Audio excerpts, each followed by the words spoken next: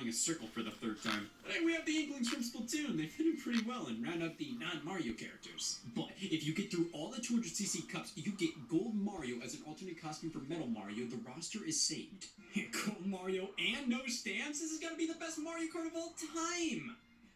Well, by a technicality. This is Mario Kart 8 Deluxe. It reminds me of, Mario Kart 8. It's really different, guys. The item roulette has a zit now. Yes, 2 items can be held at once. It's basically like most Mario Karts before 8, but this is slightly different. Originally, holding 2 items felt more like a hot skill to have rather than a gameplay mechanic in previous games. But here, it's 8 Deluxe's favorite thing to do. It would be insulted if you didn't grab 2 items. The double item boxes from Double Dash return as well, offering a bit of strategy. They're often placed in slightly unconventional areas, so do you risk it all for a double item box, or do you enjoy white bread? Of course, 2 item slots means there are more items flying around, and it does make the game more entertainingly hectic.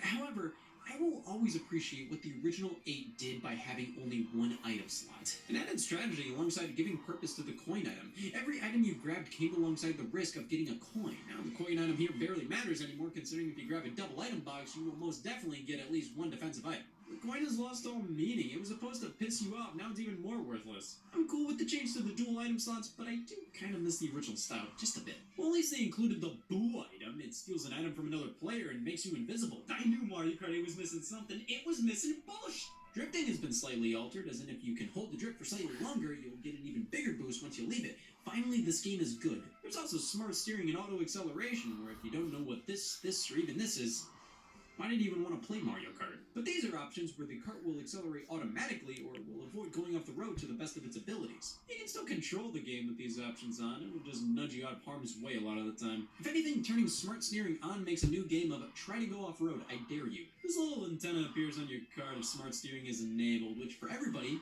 happened at least once. When you initially start up the game for the first time, smart steering is automatically enabled. You know, I get it, this is a great feature for kids or people who just don't play Mario Kart at all, but I'm worried how auto acceleration and smart steering will affect the driving abilities of our youth. Go! Well, that's Mario Kart 8 Deluxe. It's the same game, but enhanced a bit. It also runs a bit better, too. As in, Mario Kart 8 ran at 59 frames per second, and Mario Kart 8 Deluxe runs at 60 frames per second. Holy sh! I hope that proves it's a different game. But that doesn't even scratch the surface of what 8 Deluxe adds. It finished Battle Mode. See, look at the back of the box. It even says new and improved Battle Mode. It's shocking to me that Nintendo even admitted, yeah, we f***ing stunk. Battle Mode in Mario Kart 8 on Wii U. You know, considering it was just terrible and I only consider it f***ing abysmal, that's pretty impressive. Just Balloon Battle on pre-existing racetracks. What's bad about that? The fact that sentence started. Some Nintendo actually acknowledged that Battle Mode was pretty raw and pretty much exclusively focused on it with 8 Deluxe. It easily got the most attention as we have 8 battle maps that are actual battle maps. 5 new and 3 retro. Sadly, most of the new ones, you can tell are derivative of tracks already in the game. Battle Stadium is like Mario Kart Stadium, Sweet Sweet Kingdom, Sweet Sweet Canyon, Dragon Palace, Dragon Driftway, Lunar Colony, Rainbow Road. Even the Splatoon-themed one, Urchin Underpass, I mean, it's directly based off of a map in Splatoon. Not a big deal at all. It was a smart move to just reuse these themes as battle stages, and they don't feel just like the tracks they're based on. But you can sort of see where corners were cut. The 3 retro courses are nice to see back. Hoop Town, Luigi's Mansion, Battle Course 1, and in total is more than enough to work with. Though other Mario Karts have had more in the past, so I can't help but ask for a little more. 2 more retro courses to even things out would have been great, but they make up for it with the abundance of battle modes. Balloon Battle, Coin Runners, Bob Blast, Shine Thief. Pretty much, if it was a battle mode in a past Mario Kart, it's here alongside a brand new one, Renegade Roundup. It's a game of cops and robbers. Basically, if you're on the cop team, try to scoop up the opposing team members. They'll be transported into a cage, their team members, and try and knock them out. This is such an excellent suite of battle maps and options. But they won't let you do timed battles. There's always got to be a time limit. I understand that for when you're playing online, but I would have appreciated the option to turn that off if I wanted to. But hey, if there's an item exclusive battle mode, I love being excited for an item I couldn't care less about. It gives you a giant jump where you can leap over other players and obstacles, so it makes sense as a battle mode exclusive item, but oh my god, I don't care. Overall, I did a good job actually finishing battle mode. That's not to say it's absolutely perfect. With how many players are in these matches, they can be way too hectic. I mean, some of these modes have never been played online, so I don't think they're well suited for double digits worth of players. But hey, they actually finished battle mode. Good on them.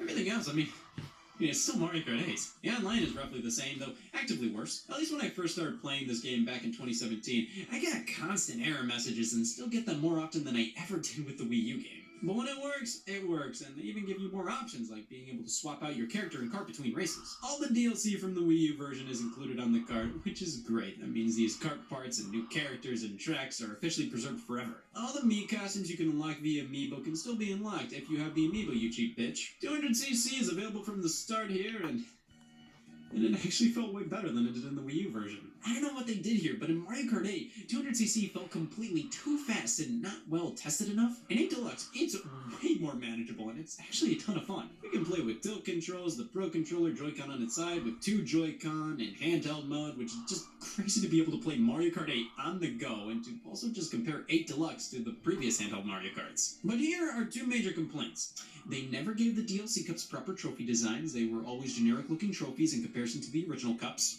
Come on. And you also can control the trophies with touch controls. I was honestly very disappointed by that. Now, the game got consistent updates, like when they patched out the Inkling Girl doing one of these. Apparently, that's fighting words. They added a new costume and cart parts for Link based on Breath of the Wild. A year and a half after the game launched, why the hell not? And of course Nintendo Labo support. See, there were a few cardboard accessories you can make for your Nintendo Switch that mimic driving mechanisms, so why not force them into Mario Kart? They work. For some reason the camera's closer on Lemmy ass. When you use these things, it's pretty immersive. It truly feels like I'm using cardboard to stare at a turtle. So that's it. Mario Kart 8 Deluxe is obviously the best Mario Kart at the time of its release. I just don't feel much of a connection to it. I remember being super excited for this game coming out. For some reason, I felt this was going to feel like a new Mario Kart experience, and then when I sat down and played it, I realized, wow, this is Mario Kart 8. I'm bummed there were no new racetracks. I'm bummed there was no added single-player stuff or major collectibles. The fact pretty much everything was unlocked from the get-go makes this a super easy Mario Kart to jump into, but not really one I could warrant playing for nearly as much as I did with 8 on Wii U initially. Mario Kart 8 was exciting because it was new. Mario Kart 8 Deluxe was exciting because it's the full package. Of course, no matter what, people kept predicting Mario Kart 8 Deluxe would get DLC every year after its release. Just give up.